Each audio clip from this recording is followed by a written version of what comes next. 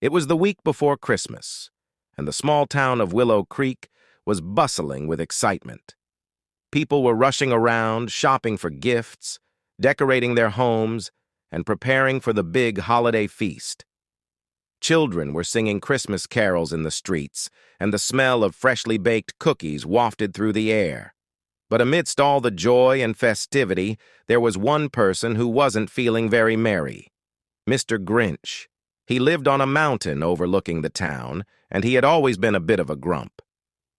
He hated the noise, the chaos, and the cheerfulness that came with the holiday season, and this year he decided to do something about it.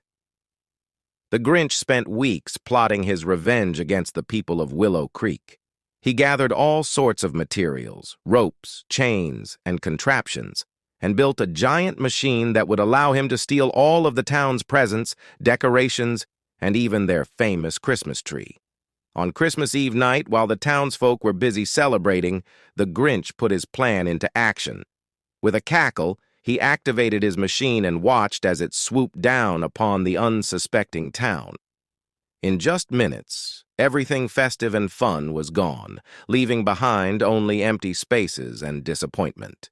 The children of Willow Creek were devastated when they woke up on Christmas morning to find no presents under the tree. Their parents tried to explain what had happened, but it was hard to understand how someone could be so cruel.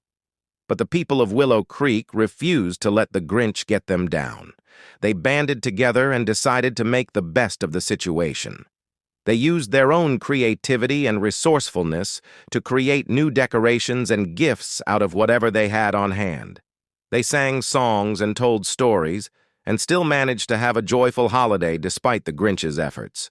Meanwhile, the Grinch sat alone on his mountain, watching the town below with a scowl on his face. He had expected to see despair and sadness, but instead, he saw happiness and community. He couldn't understand why his plan hadn't worked. Just then, a young girl named Cindy Lou Who appeared at his doorstep. She explained that she had heard about the Grinch's plan and wanted to know why he had done such a thing. The Grinch, taken aback by her bravery, hesitated before answering. "I don't like noise," he said gruffly, "and I don't like people being happy when I'm not." Cindy Lou, who looked at him with pity in her eyes. "You must be very lonely," she said softly. "Maybe you should come down and join us for Christmas dinner." The Grinch was surprised by her invitation, but something about it felt right.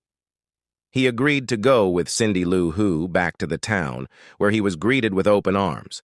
The people of Willow Creek welcomed him warmly, offering him food and drink and including him in their festivities. For the first time in his life, the Grinch felt like he belonged. He realized that Christmas wasn't just about presents and decorations, but about kindness, generosity, and connection.